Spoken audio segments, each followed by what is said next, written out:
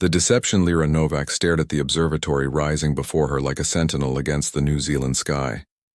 Its massive dome gleamed silver in the late afternoon sun, remote and imposing against the backdrop of mountains. This was to be her prison for the next 6 months, a scientific retreat she hadn't chosen. "This is completely unnecessary," she muttered, pulling her jacket tighter against the autumn chill. The driver, who had maintained a professional silence during the 3-hour journey from Christchurch, finally spoke. Southern Cross Observatory is one of the most advanced private research facilities in the Southern Hemisphere.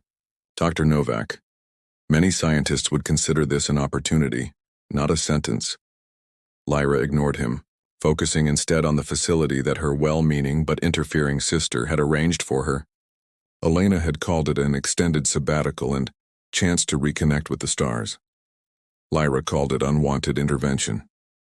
14 months had passed since Marcus Chen, her research partner and closest friend, had vanished without explanation during their groundbreaking study of unusual stellar activity in the Sagittarius constellation. The official investigation concluded he had likely suffered a mental breakdown from work pressure and disappeared voluntarily. Lyra knew better. Marcus had been excited, not stressed, in the days before he vanished, convinced they were on the verge of a discovery that would change everything. Now, at 36, Lyra found herself going through the motions at the university. Her former passion for astrophysics dulled to academic obligation. Apparently, her declining mental health had become obvious, enough that Elena had orchestrated this intervention with the help of Lyra's department chair.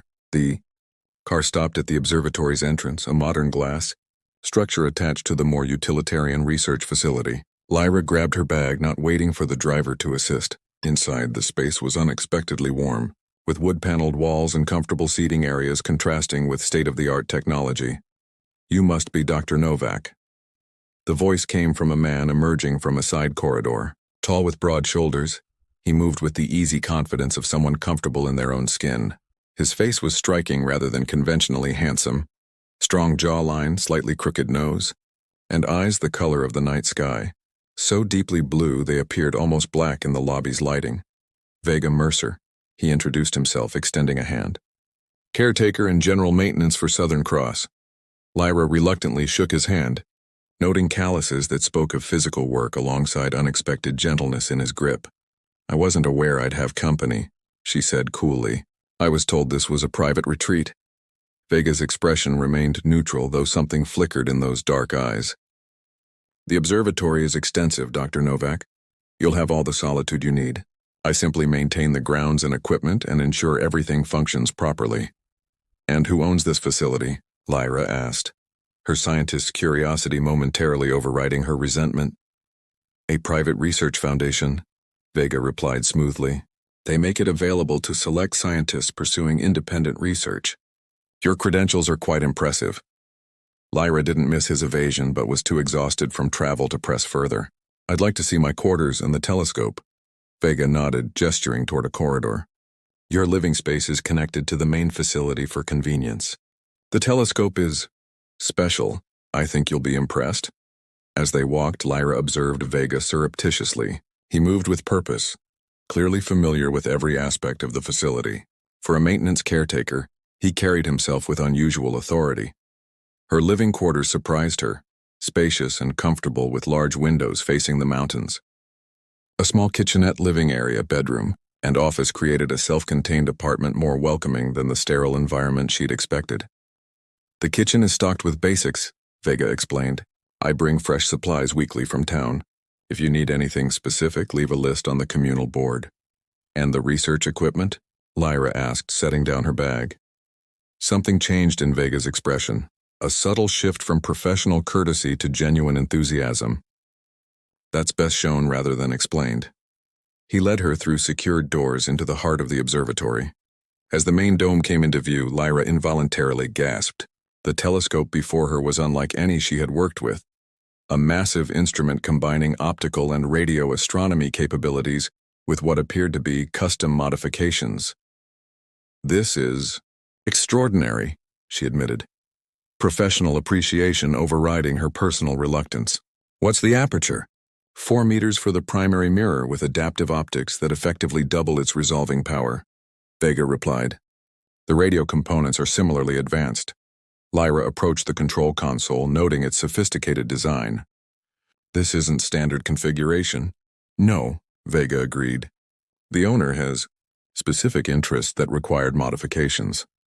Lyra turned to study him more carefully. You seem to know this equipment well for a caretaker. Vega met her gaze steadily. Maintaining equipment requires understanding it. I've picked up knowledge over time.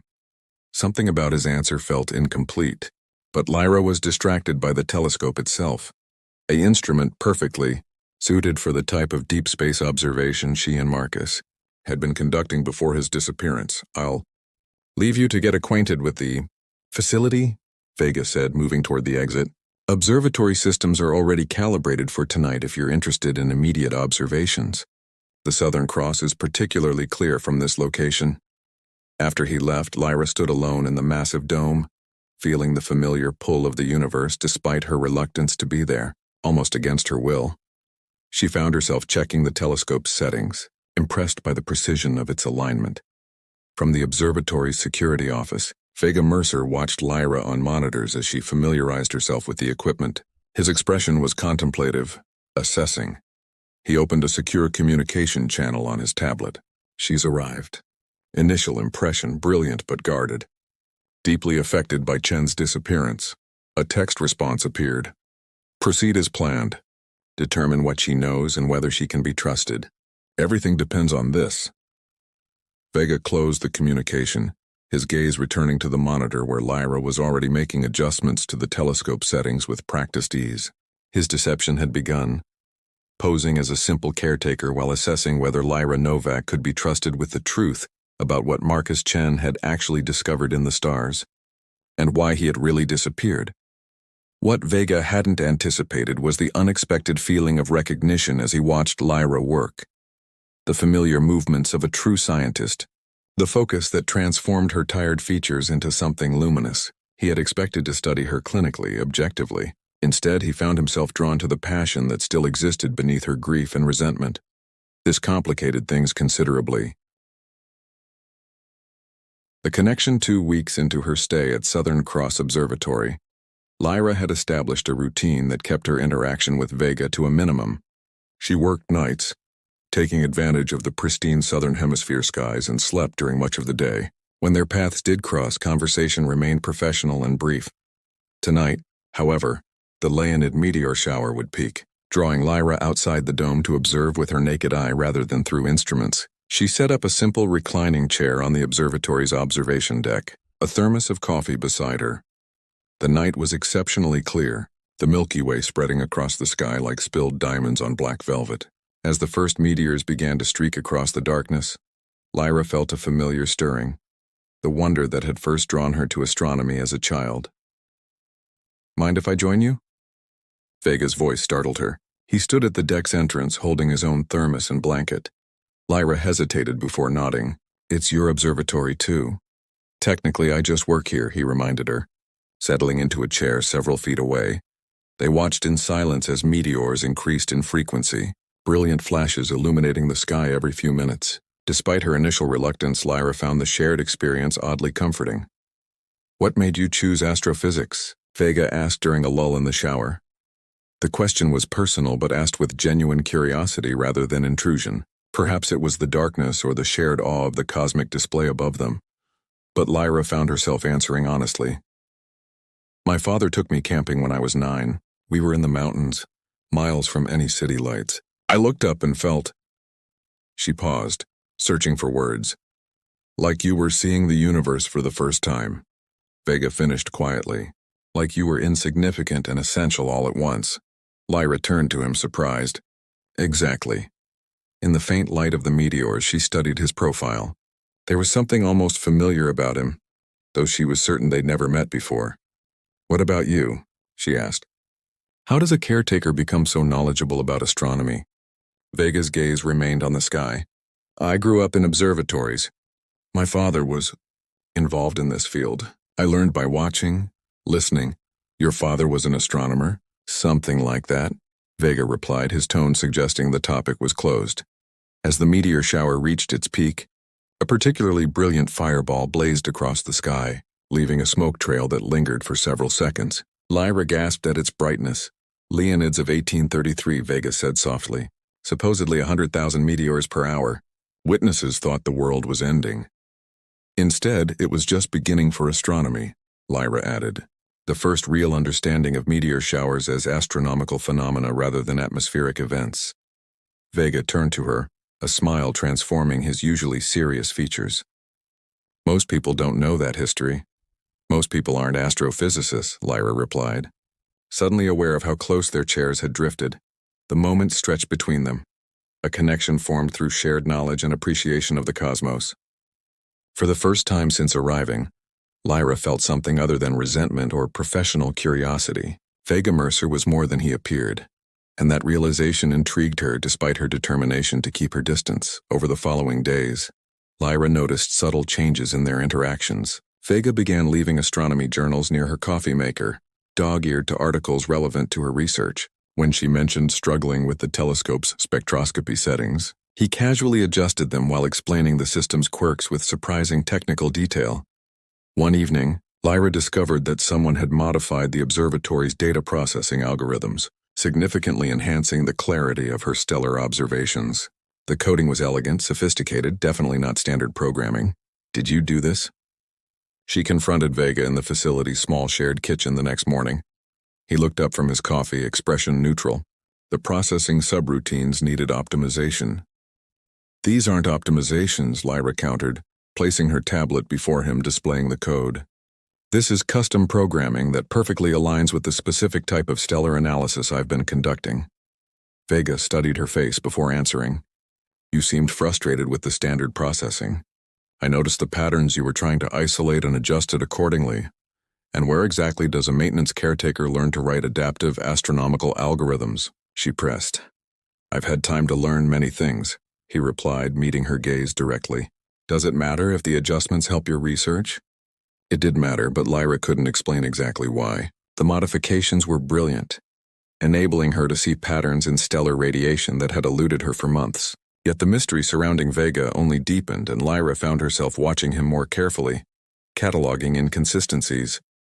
A caretaker who understood advanced astrophysics, who moved through the observatory with the confidence of ownership rather than employment, who sometimes slipped and referenced equipment that hadn't yet been installed or studies that hadn't been published. Most troubling, or perhaps most intriguing, was how often she discovered him observing her, not in a threatening way but with careful assessment, as if her reactions to the observatory itself were being studied.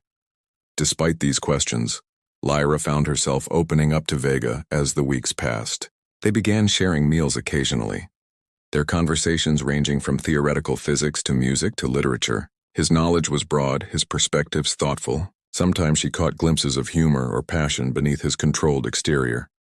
One night, 3 months into her stay, they worked side by side calibrating the telescope for a particularly challenging observation of a distant pulsar. Their hands brushed repeatedly as they made fine adjustments, each contact sending unexpected warmth through Lyra's fingers. "You never talk about your research partner," Vega said suddenly, breaking the comfortable silence. "Marcus Chen. His disappearance must have been difficult." Lyra's hands stilled on the controls. "How did you know about Marcus?" "Your work together was significant in the field," Vega replied smoothly, "and his disappearance made scientific news." "We were close to something important," Lyra said carefully, studying Vega's reaction. "Marcus believed we had discovered unusual radiation patterns from a star in Sagittarius, patterns that suggested non-random origin. Something flickered in Vega's expression, too quick to identify but definitely there. "Non-random as in potentially artificial," Lyra finished. "Marcus was convinced we were seeing evidence of technological interference with the star's natural emissions. I was more skeptical, wanted more data. Then he disappeared." Vega's focus on the calibration seemed too intense, too deliberate. "What happened to his research after he vanished?" "University servers were corrupted," Lyra replied bitterly. "Key data lost. Equipment malfunctioned, almost as if someone wanted to ensure the research couldn't continue." Their eyes met in the dim light of the observatory, questions hanging unspoken between them. For a moment, Lyra thought Vega might say something significant, something that would explain the mysteries surrounding him. Instead, he simply nodded and returned to the calibration. That night, after Vega had retired to his quarters, Lyra made a decision. She would discover who Vega Mercer really was, and why she felt increasingly certain that his presence in her life was connected to Marcus's disappearance and their unfinished research. What she couldn't have anticipated was how her investigation would not only uncover Vega's secrets, but fundamentally change her understanding of humanity's place in the universe. The discovery, the storm arrived without warning.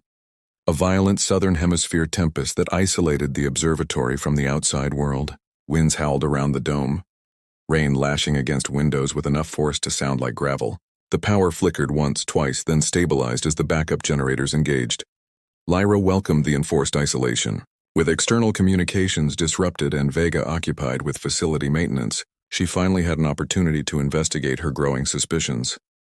"Emergency systems are holding," Vega informed her, appearing at the door to the main research room where Lyra was ostensibly analyzing data. "But we're cut off for at least 24 hours. Roads are flooded. I have everything I need here," she assured him, careful to keep her secondary screen hidden from his view, the one running a background search on Southern Cross Observatory's ownership and Vega Mercer's identity. After he left, Lyra resumed her investigation, using skills Marcus had taught her for accessing secure systems. What she discovered sent a chill through her that had nothing to do with the storm. Southern Cross Observatory was owned by Quantum Horizon Industries, a private aerospace company founded by Dr. Vega Mercer, astrophysicist and former NASA consultant. Not Vega Mercer the caretaker, but Vega Mercer the brilliant scientist who had mysteriously withdrawn from public research 3 years ago, shortly before acquiring this remote facility. More startling were the research parameters stored in the observatory's secure database. Parameters focused on exactly the type of stellar anomalies she and Marcus had been studying before his disappearance. Lyra's heart raced as connections formed in her mind. The custom equipment, Vega's extensive knowledge, his careful observation of her work, all suddenly made terrible sense. Somehow Vega Mercer had continued Marcus's research in secret while simultaneously evaluating her. But why the deception, and what had happened to Marcus? As lightning illuminated the observatory in stark flashes, Lyra made a critical mistake. She accessed a secured file labeled Sagittarius Anomaly Baseline. Immediately, alerts triggered throughout the system. Within minutes, Vega appeared at the door, his expression confirming her suspicions. "You're not a caretaker," Lyra stated, rising from the console. "You're Dr. Vega Mercer. You've been lying since I arrived." Vega made no attempt to deny it. "Yes, why?" Lyra demanded. "What possible reason could you have for this charade?" Vega crossed the room, his movements deliberate as he secured the door behind him. "I needed to understand what you knew, and whether you could be trusted with the truth." "Trusted?" Lyra laughed bitterly. "You've been manipulating me for months." "I've been protecting something far more significant than either of us," Vega countered. He pressed his palm against a hidden scanner beside the main console. Immediately, a previously concealed screen illuminated, displaying data that made Lyra's scientific objections momentarily falter. The screen showed exactly what she and Marcus had begun to document: irregular radiation patterns from a star designated ASI 42 in the Sagittarius constellation. But Vega's data was far more extensive, the patterns clearly defined and unmistakably artificial. Marcus was right, Lyra whispered, momentarily forgetting her anger as she moved closer to the display. "These are non-random emissions." "Yes," Vega confirmed, watching her reaction carefully. "Regular pulses modulating the star's natural radiation, too precise to be natural phenomena." Lyra's scientific mind immediately grasped the implications: technological intervention at a stellar level. But that would require capabilities far beyond current human technology, Vega finished. "Exactly." For hours they analyzed the data together, professional excitement temporarily overshadowing the broken trust between them. Vega showed Lyra how he had refined Marcus's original detection methods, isolating the artificial patterns from natural stellar radiation with increasing precision. "This is what Marcus discovered," Lyra realized. "This is why he disappeared." Vega's expression grew guarded. "Marcus discovered the initial patterns. What happened afterward is complicated." "Is he alive?" Lyra asked directly, her voice catching despite her attempt at scientific detachment. "Yes," Vega confirmed quietly. But that's all I can tell you right now. Relief flooded through her, quickly followed by renewed suspicion. You know where he is. You've known all along. Lyra, there are aspects of this situation I still can't explain, Vega insisted. Not without what? Making sure I'm trustworthy? She cut him off. How exactly have you been measuring that while lying to my face for months? The storm outside had intensified, rain pounding against the dome like angry fists. Inside, the tension between them crackled with similar energy. I had to be certain, Vega said finally. Too much depends on this research remaining protected until we understand its full implications. We? Lyra challenged. Suddenly I'm part of your secret research team. After you've manipulated me into coming here under false pretenses? Vega ran a hand through his hair, frustration evident in the gesture. Your sister contacted me, not the other way around. When I realized who you were, Marcus's research partner, I saw an opportunity to bring you into this safely. By lying about who you are and what you're doing here, Lyra pointed out. Yes, Vega acknowledged without apology. This discovery could change humanity's understanding of our place in the universe. Or it could lead to panic and militarization if handled incorrectly. You couldn't risk trusting me with the truth, Lyra finished for him, despite knowing I dedicated years to this same research with Marcus. Something shifted in Vega's expression. A softening, a vulnerability she hadn't seen before. Trust doesn't come easily to me anymore, not after what happened when news of these signals first leaked. Despite her anger, Lyra felt her scientific curiosity overwhelming her sense of betrayal. The data before them represented potential first evidence of non-human technology, possibly the most significant astronomical discovery in human history. As the night deepened and the storm gradually abated, they continued working side by side, professional excitement creating a tenuous bridge across broken trust. Vega showed Lyra how the patterns had evolved over time, becoming more complex and focused, almost as if whatever created them was refining its transmission. It could be a form of communication, Lyra suggested, fatigue making her voice rough as dawn approached, or a navigational beacon. Or both, Vega agreed, standing close enough that she could feel his warmth in the chilled observatory. Exhaustion and scientific exhilaration created a strange intimacy between them. When Vega's hand brushed against hers while adjusting the display, neither pulled away. When he leaned close to examine data she had highlighted, Lyra found herself studying his profile rather than the screen. I should have trusted you sooner, Vega admitted quietly, watching you work these past months. Your approach, your integrity. Marcus was right about you. You've spoken with Marcus? Lyra asked, the revelation hitting her anew. Vega nodded slowly. He's safe. Working at a secondary facility where he can continue this research without interference. Questions crowded Lyra's mind, but exhaustion was taking its toll. She swayed slightly, steadying herself against the console. You need rest, Vega observed. We can continue when you've slept. I'm not sure I could sleep now, Lyra admitted. Not with all of this. Their eyes met in the dim light of the observatory, shared discovery and lingering tension creating a current between them. Later, neither could say who moved first, only that the kiss seemed as inevitable as gravity.